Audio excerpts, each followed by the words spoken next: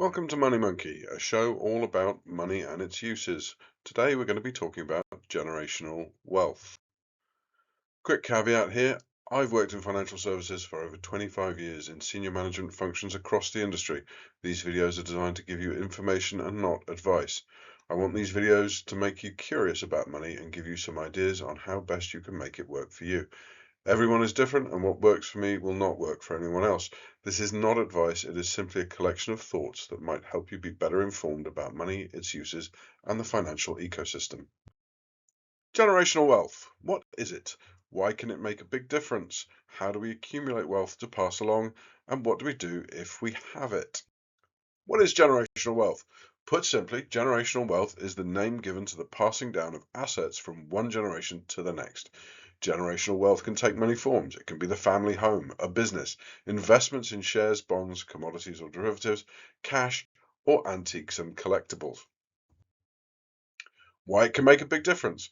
Passing down generational wealth is valuable because it means that each generation has a greater foundation to build on than the last. There is commonly a compounding effect on assets over time, and if that can be utilized across generations of asset owners, it can be exceptionally valuable. For example, if your parents can afford to help you finance your journey through college, you will have less debt to pay and more opportunity to build your own wealth rather than paying back principal and interest. The better the assets, the more you can pass down. So how do we accumulate generational wealth? To accumulate generational wealth, you need to look at the relevant components of the target assets and your own circumstances. Remember, what is right for one person may not be right for another. What do we need to look at? What is the historical performance of the asset or asset class? For example, if you're looking at buying a house, have prices risen in the area you're looking in?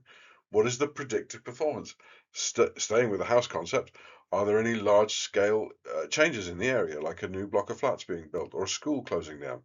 Does the house need significant renovation to bring in line with new laws?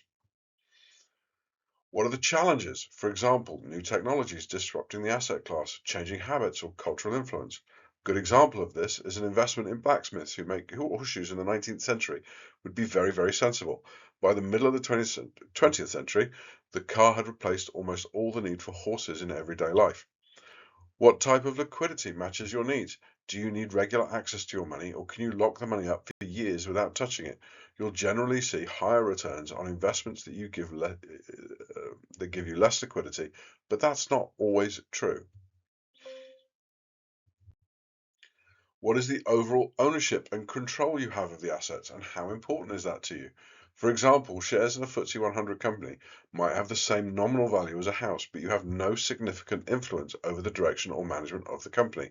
A house you own is more or less entirely controlled by you. What other options are there?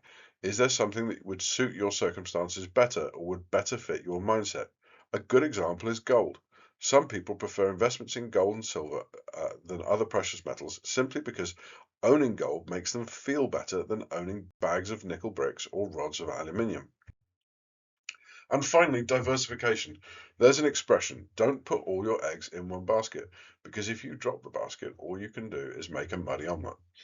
The same is true of investments. If you only have one investment and that goes down in value, you might lose a lot of your money. More more diversification across different asset classes, geographies, currencies, etc., could be a useful tool to protect against the risk of your overall wealth being impacted by one poor investment choice. Over diversification can also be a problem, but it's not one for this video. So let's look at property. Property is often seen as a good way to build generational wealth, and there's a very simple reason with a complicated explanation. The simple reason is a flat position in property is one. Because you need somewhere to live, you will always need at least one property, whether you buy it or rent it. So let's look at the complicated explanation. Renting. Imagine you rent a property and pay $1,000 per month or $12,000 per year.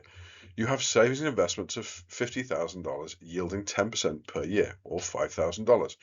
Your rent your rent being minus $12,000 and investment income being plus $5,000, that's equal to minus $7,000 per year. Let's look at the same example if you own the house. Imagine you own the same property and you used your $50,000 in savings as a down payment. You still have a mortgage that costs you $1,000 per month to service, paying both principal and interest. Let's say in this example, they were paying $800 in interest and $200 in principal each month. You have no income from your savings and other investments, but the home is appreciating in value by 10% per year. Therefore, owning the property, you're still earning $5,000 a year, so your income is equal to minus $7,000. But as you're also repaying principal on the loan at $200 a month, you're now putting $2,400 per year into your pocket and not somebody else's. So in summary, using just this basic example, you see that for the savings and investments to beat homeownership, you would need for the investment portfolio to return at least 15% per year to break even with the property investment, due to both the capital increase of the property and the principal repayment of the mortgage. Other benefits of property ownership include tax incentives. You usually pay tax on an investment, but not on the capital increase of the property you live in. Stability and security. No one could put your rent up or kick you out of your home. And direct control of your investment. There's no board of directors and no other shareholders. But also, while owning a home can be a sensible way to build or maintain generational wealth, it's a personal choice, and there are other advantages to investing your money in other things rather than putting it all into owning property. Flexibility, for example. People choose renting over buying because they want the freedom of movement, particularly when they're younger. More flexibility.